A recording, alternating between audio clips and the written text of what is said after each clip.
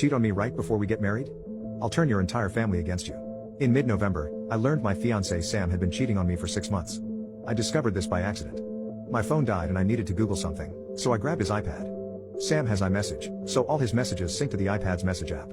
I saw everything, texts, pictures, and videos.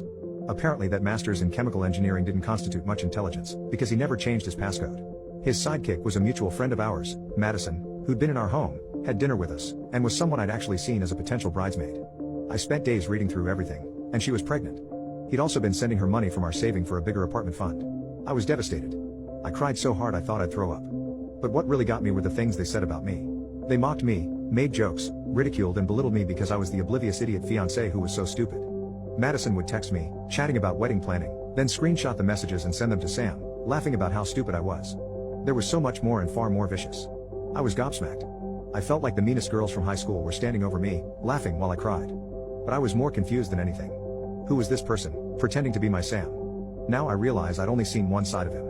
For 3 years, Madison had actively been pushing Sam to dump me, and suggested the day after Christmas, after we'd returned home from seeing his family. When I read that particular message, something inside me snapped. I've been snickered at my whole life for being the poor kid in a wealthy school, for being a fat kid and teenager, for being an ugly duckling, for always having older, out-of-date things, for being quiet, for being an unphotogenic teenager. But growing up with all that gives you a core of steel, and anyone who tries to punch it will break their hand. I was not going to be humiliated. Not again, and not like this. So I thought ahead. Sam had been out of town when I discovered the messages, so I had a few days to pull myself together.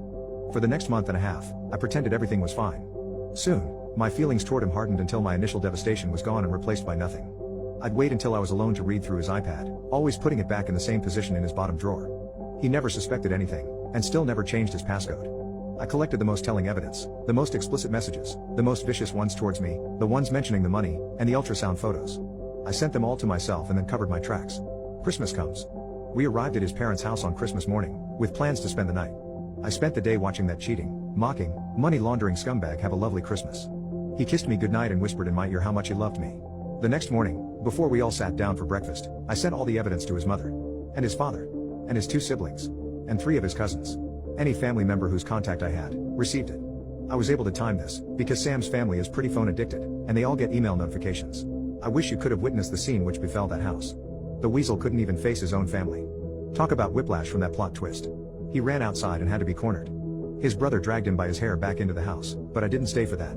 I'd insisted we take my car, so I said my goodbyes to his family, reassured them this wasn't their fault, thanked them for everything, and left. I changed the lock on our apartment, sold the ring, put all his things in trash bags, and put them outside the gate to our apartment complex, with the iPad on top.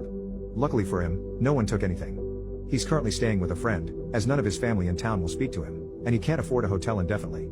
And don't worry about Madison, I didn't forget about her. I sent everything to her mother who she still lives with.